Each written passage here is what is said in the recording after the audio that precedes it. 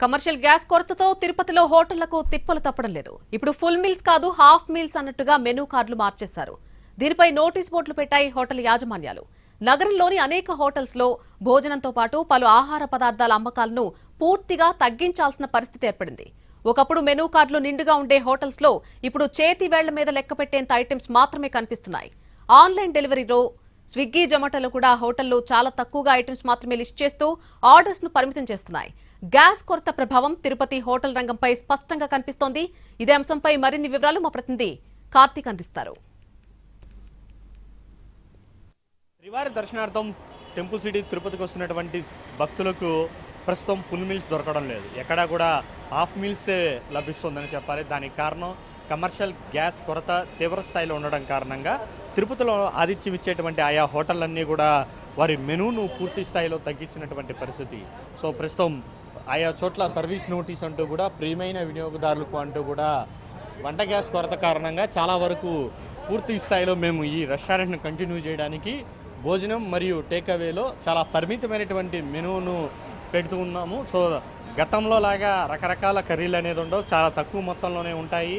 ఒకటి రెండు మాత్రమే ఇవ్వగలుగుతున్నామని చెప్పి కూడా చెప్పడం కూడా జరిగింది. అయితే వసూలు చేసేది ఫుల్ మీల్స్కి అయినప్పటికీ మాత్రం లభించేది మాత్రం హాఫ్ మీల్సే భక్తులకు లభిస్తుందని చెప్పాలి. ఇటు నగరవాసులకు కావచ్చు, శ్రీవారి భక్తులకు కావచ్చు ప్రస్తుతం ఇదే రకమైనటువంటి పరిస్థితులు ప్రస్తుతం తిరుపతిలో నెలకొందని చెప్పాలి. దాదాపు 3000కు పైగా హోటళ్ళు ఉండేటువంటి నగరంలో చాలా చోట్ల కూడా అసలు కొన్ని హోటళ్ళు మూతపడిపోతే మరికొన్ని హోటళ్లకు పరిమితమైనటువంటి సంఖ్యలో కమర్షియల్ గ్యాస్ సిలిండర్ లభించడం, అది కూడా అధిక మొత్తంలో డబ్బులు చెల్లించాల్సి ఉండడం కారణంగా ఈ పరిస్థితి ఏర్పడింది.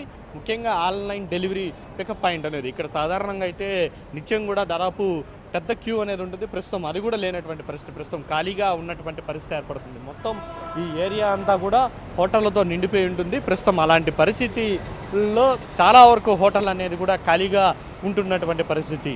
సో అందుకే తిరుపతిలోకి వచ్చేటువంటి వారందరికీ కూడా శ్రీవారి భక్తులకి అందరికీ కూడా చాలా తక్కువగానే ఈ యొక్క ఏదైతే ఆహారం అనేది కూడా లభిస్తుందనే చెప్పాలి. గతంలో లాగా వివిధ రకాలైనటువంటి వంటకాలను శ్రీవారి భక్తులకు నగరవాసులకు ఆతిథ్యంగా అందించేటువంటి హోటల్స్ అన్నీ కూడా ప్రస్తుతం ఫుల్ మీల్స్ లేదు, కేవలం హాఫ్ మీల్సే అంటున్నారు. అయితే వసూలు చేసే ఛార్జెస్లో మాత్రం ఎలాంటి మార్పు లేదు, వాటికి మాత్రం ఫుల్గానే ఛార్జ్ చేస్తూ ఉన్నారు. సో ప్రస్తుతం తిరుపతి మొత్తం కూడా ఇదే రకమైనటువంటి పరిస్థితి నెలకొంది.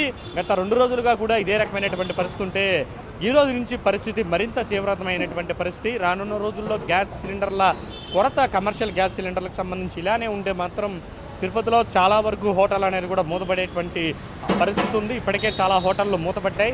ఇది వెజ్ హోటల్లోనే ఇలా ఉంటే నాన్ వెజ్లోకి వెళ్తే మాత్రం దాని పరిస్థితి మరోలాగుందని చెప్పాలి. కేవలం గతంలో లాగా చికెన్ లాలీపాప్ నుంచి రకరకాల ఐటమ్స్ ఏవైతే ఉంటాయో అవన్నీ కూడా ఇవ్వడం లేదు. కేవలం 1-2 ఐటమ్స్కే నాన్ వెజ్ హోటళ్ళు కూడా పరిమితం అవుతున్నటువంటి పరిస్థితి.